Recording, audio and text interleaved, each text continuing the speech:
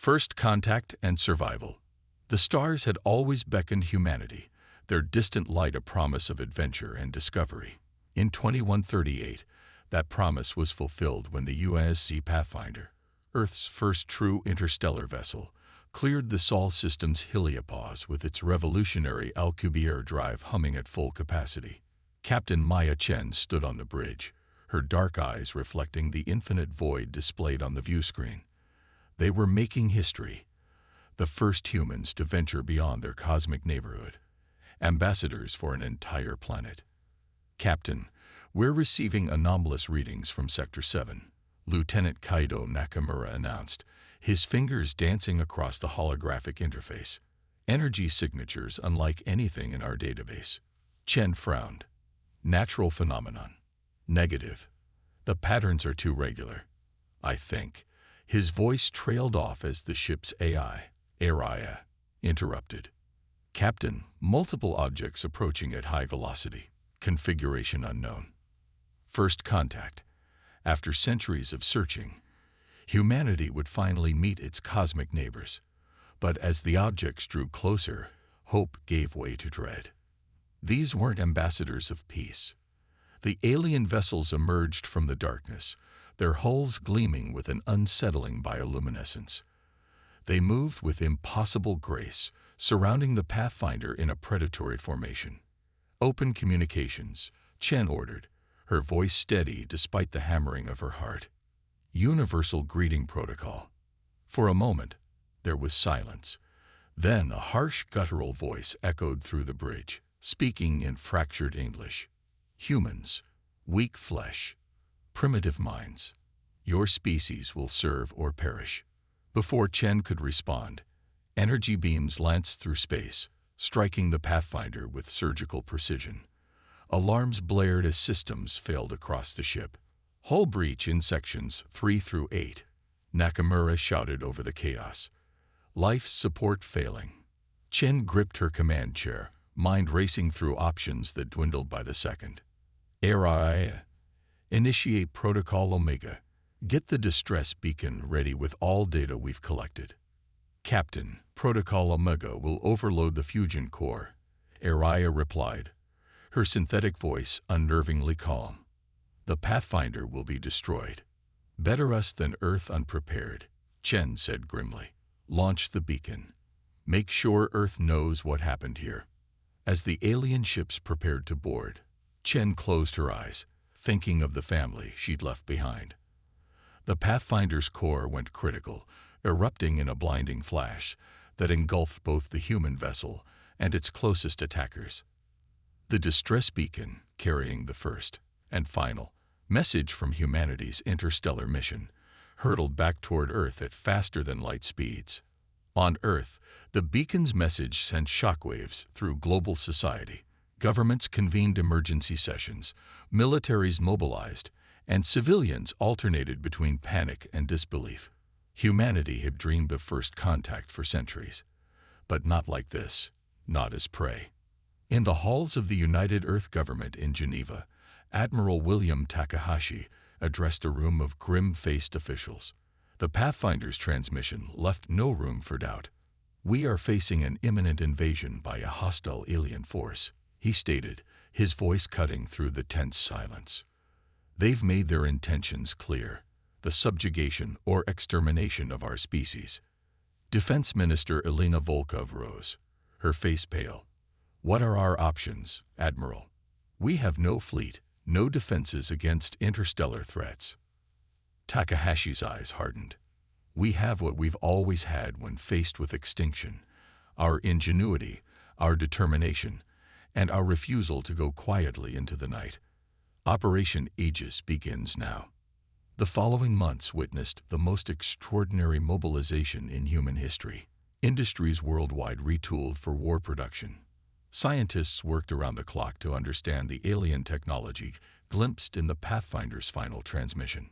Military enlistments soared as millions volunteered to defend their homeworld. But it wasn't enough. The alien armada, which humans would come to know as the Kryvax, arrived with overwhelming force. Their ships darkened the skies, impervious to most of Earth's hastily prepared defenses. The first wave targeted military installations and power grids. The second wave deployed horrific bioweapons that turned fertile farmland into barren wastes. Cities burned. Millions died. But humanity refused to break. In the ruins of Mumbai, Dr. Aisha Khan, a brilliant xenobiologist, established a network of hidden laboratories. They collected Krivax biological samples, blood, tissue, even intact specimens from downed scout ships, searching desperately for weaknesses in the alien physiology. In the Rocky Mountains, a coalition of engineers led by Dr. Marcus Rodriguez repurposed mining facilities to create subterranean production centers, building weapons and equipment beyond Krivax scanning capabilities. And in orbit, what remained of Earth's hastily constructed defense fleet fought with desperate courage. They knew each moment they held the line bought more time for the civilians below and for the scientists searching for a way to turn the tide. 6 months into the invasion, with half of Earth's surface under Krivax control, humanity's situation seemed dire.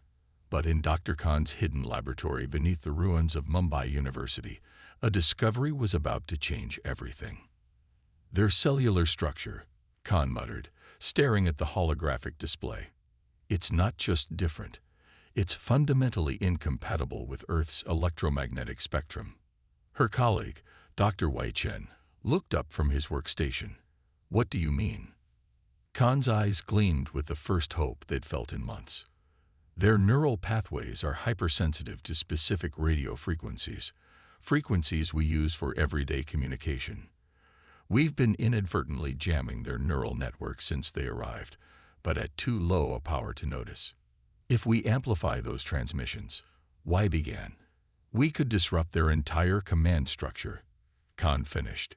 Maybe even incapacitate their ground forces entirely. Within hours, the discovery had been transmitted via the Resistance's hidden network to Admiral Takahashi's mobile command center. The message was simple. We found their weakness. Operation Thunderstrike was conceived and implemented with remarkable speed. Earth's remaining communication satellites were reprogrammed to broadcast on the precise frequencies that disrupted Krivax neural function. Every radio tower, cell phone, and electronic device was modified to amplify the effect. When the signal went live, the results exceeded even Khan's most optimistic predictions. Across the globe, Krivax troops collapsed, their coordinated assault dissolving into chaos. In orbit, their mighty warships drifted aimlessly, their crews incapacitated by the invisible weapon that exploited their biology. For the first time since the invasion began, humanity seized the initiative. Military forces emerged from hiding to reclaim occupied territories. Engineers reverse-engineered abandoned Krivax technology, incorporating it into human weapons systems. But the Krivax were not defeated, merely stunned. Their high command, safely distant in the outer solar system, quickly diagnosed the problem. They deployed countermeasures, shielding their forces against Earth's electromagnetic attack. The respite had been brief, but crucial. Humanity had proven they weren't helpless prey. They had found a vulnerability in a seemingly invincible enemy, and in doing so, kindled something the Krivax hadn't counted on: hope. As the aliens regrouped for a second, more devastating assault, Admiral Takahashi called together Earth's remaining military and scientific leaders. The grim determination on their faces had been replaced by something new: resolve. They thought we would be easy prey, Takahashi said, surveying the room. They were wrong. We've bloodied their nose, but the real fight is just beginning. The Krivax are coming back, and they'll be prepared for our tricks this time. Dr. Khan stepped forward. Then we'll need new tricks. The samples we've collected from their disabled vessels have given us unprecedented insight into their technology and biology. They're adaptable, but so are we. Marcus Rodriguez nodded, activating a holographic display of a sleek spacecraft unlike anything Earth had previously produced. We've been working on this since the first attack, a fusion of our technology and theirs. The prototype is ready. Takahashi studied the design, a rare smile crossing his weathered face. "What do you call it?" Rodriguez's eyes gleamed with fierce pride. "Phoenix, sir, because from the ashes of our first contact, humanity will rise." As the meeting adjourned and plans for humanity's counteroffensive took shape, a Kryvax scout ship captured an unexpected transmission from Earth, humans laughing. The concept was so alien to the Kryvax mind that the intelligence officer dismissed it as meaningless noise. It was the first of many fatal misunderstandings about the species they had tried to conquer. The Kryvax had encountered many civilizations in their expansion across the stars, but none quite like humans, none that smiled in the face of annihilation, that found strength in desperation, that transformed from prey to predator with such terrifying speed. The real war was about to begin, and the galaxy would never be the same. Counterattack and galactic recognition. Operation Phoenix launched under the cover of Earth's most powerful electromagnetic storm in centuries, a meteorological miracle that many took as a sign. As lightning split the skies, humanity's first true warships rose from hidden bases around the globe, their hulls incorporating salvaged Kryvax technology alongside human innovation. Admiral Takahashi stood on the bridge of the Phoenix Prime, the flagship of Earth's newfound fleet. Around him, officers moved with practiced efficiency, their faces set with determination. "All ships reporting ready, Admiral," announced Commander Fatima Al-Zahawi, her fingers dancing across the tactical display. "Kryvax forces are maintaining orbital positions, unaware of our launch." Takahashi nodded. "Initiate Phase 1. Let's show them what humanity is truly capable of." Across Earth's atmosphere, thousands of autonomous drones activated simultaneously, each broadcasting the neural disrupting frequencies that had proven effective in the first counterattack. The Kryvax had shielded their troops against this weapon, but the drones weren't aimed at the aliens themselves. They targeted the communication systems linking the invasion force to their command ships. As predicted, the Kryvax responded by switching to backup communication protocols, exactly as Dr. Khan had anticipated. The moment they did, hidden transmitters activated on a completely different frequency, uploading a virus developed by Earth's best programmers directly into the Kryvax battle network. Confusion spread through the alien fleet as ship systems malfunctioned, weapons powered down, and navigation arrays showed phantom targets. In this moment of chaos, Phoenix Prime and its sister ships struck. They moved with a speed and precision that shocked the Kryvax commanders. These weren't the primitive vessels they had so easily destroyed months earlier. These ships incorporated Kryvax technology, but utilized it in ways the aliens had never considered, augmented by human creativity and desperation.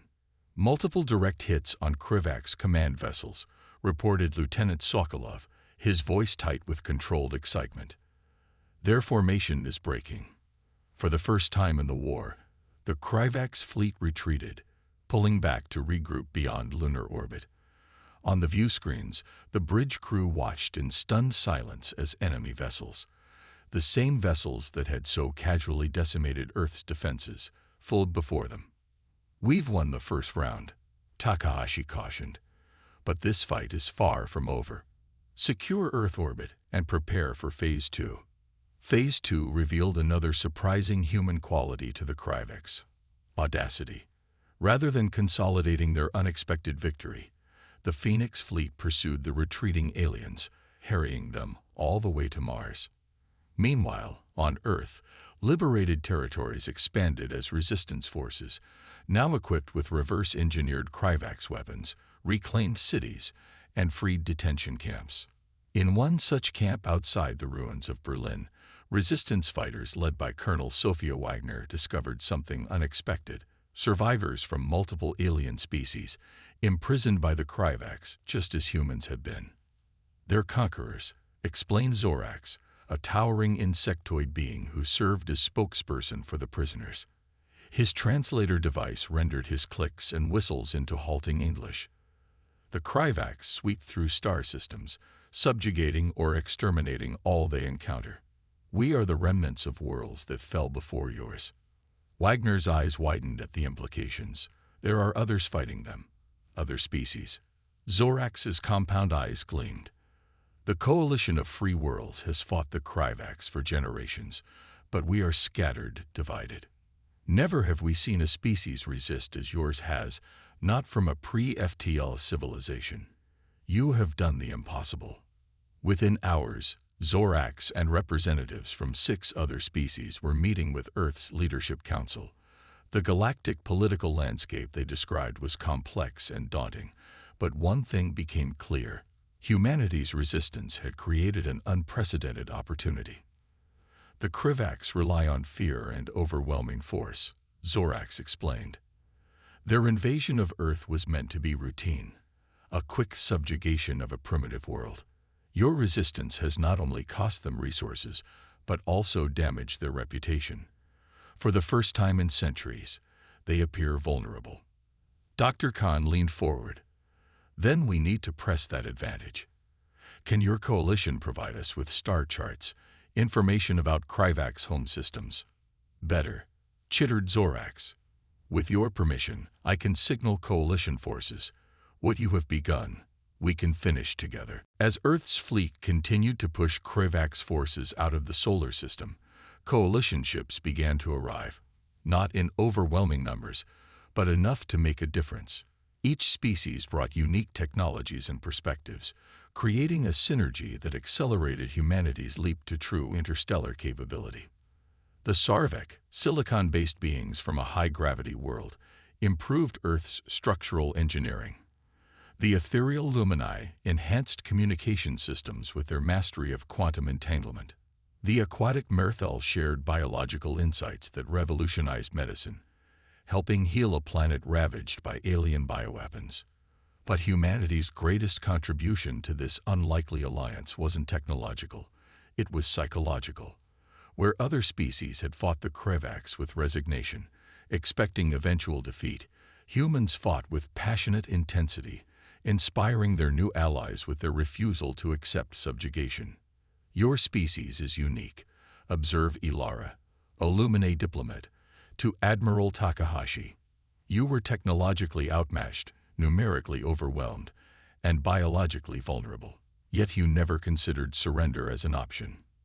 Takahashi's weathered face creased in a wry smile. Throughout our history, humans have often been at our best when the odds are at their worst. We're stubborn that way. 6 months after the formation of the Earth Coalition Alliance, the war entered its final phase. Intelligence gathered from liberated Kryvax vessels revealed the location of their central command world, a heavily fortified planet called Kryvaxis Prime, in a star system 40 light-years from Earth. The combined fleet, now numbering over 1,000 ships from 17 species, prepared for the most ambitious military operation in galactic history. At its heart was a plan conceived by Dr. Rodriguez and refined by coalition engineers. Operation Sunforge. The Kryvax believe themselves apex predators, Rodriguez explained to the assembled fleet commanders. Their entire society is built on this belief that they are destined to consume all other civilizations. This psychological framework is both their strength and their vulnerability. The plan was audacious to the point of insanity.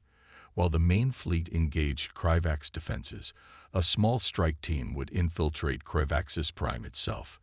Their target wasn't a military installation or seat of government, but rather the Temple of Ascendancy, the religious and cultural center that reinforced the Kryvax belief in their inherent superiority.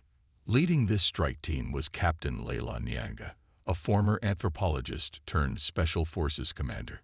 We're not just fighting their military, she told her diverse team of humans and aliens. We're challenging their entire worldview.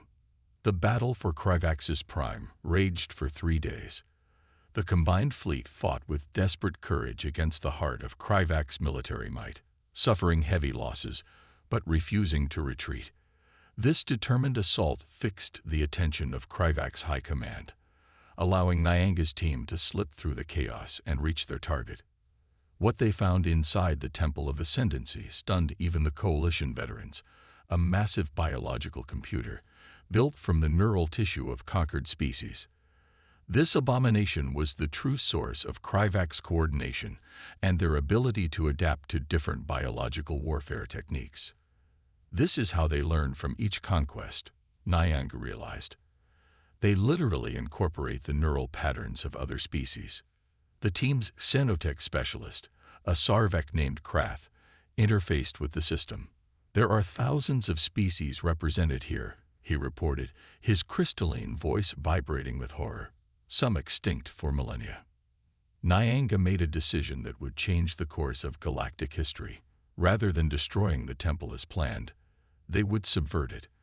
Dr. Khan had prepared a special package for just such a contingency, a neural template containing humanity's most powerful concepts: freedom, self-determination, empathy.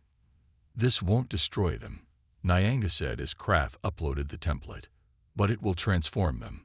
The effect was immediate and dramatic. Across Kryvak's prime and throughout Kryvak's controlled space, the seemingly invincible conquerors stopped fighting. The biological network that had enforced their hierarchical dominance began transmitting new imperatives, concepts alien to Kryvak's thought, but fundamental to human existence. When Admiral Takahashi finally stood before the Kryvak's high command to negotiate terms, he was met not with defiance, but with something unprecedented: introspection. "We have been." The Kryvak supreme leaders struggled with the concept. "Wrong. For millennia, we have consumed rather than coexisted. We have taken rather than shared." Its compound eyes focused on Takahashi with newfound awareness. "How do you bear it?" "Bear what?" Takahashi asked. "Consciousness, choice, the weight of knowing you could be other than what you are." Takahashi's response would be recorded in the annals of multiple civilizations. "That burden is what makes us human. And now, perhaps, it makes you something new as well." The peace that followed wasn't perfect. Centuries of Kryvak's aggression couldn't be undone in a moment, and many coalition species remained distrustful. But for the first time in galactic memory, genuine coexistence seemed possible. Earth, once dismissed as an insignificant backwater inhabited by primitives, became the center of a new interstellar community. Human embassies opened on 100 worlds, and alien representatives walked openly in the rebuilt cities of Earth. In Geneva, now home to the Galactic Concordat, a monument was erected bearing a simple inscription in every known language. "From the stars came a threat that would have consumed us. To the stars we returned, not as conquerors, but as teachers." Beneath this monument, schoolchildren, human and alien alike, gathered to learn the history of the war that had transformed the galaxy. They learned of the Kryvaks, who had believed themselves apex predators until they encountered humanity. They learned of the courage of the Phoenix Fleet, the genius of scientists like Khan and Rodriguez, the sacrifice of countless soldiers from 17 species. But most importantly, they learned what truly made humanity the galaxy's ultimate apex predator: not physical strength or technological superiority, but the unique capacity to transform enemies into allies, to forge connection from conflict, to see beyond survival to coexistence. As Captain Nyanga, now Ambassador Nyanga, often told her alien colleagues, humanity's greatest weapon was never our technology or our tenacity, though both served us well. It was our ability to imagine a future different from our past, and our stubborn insistence on making that future real. Throughout the vastness of space, former adversaries looked toward Earth with a newfound emotion, something between respect and awe. They had witnessed a species leap from planetary confinement to galactic influence in less than a generation, not through conquest, but through an unprecedented combination of fierce resistance and profound empathy. The galaxy would never be the same, and neither would humanity.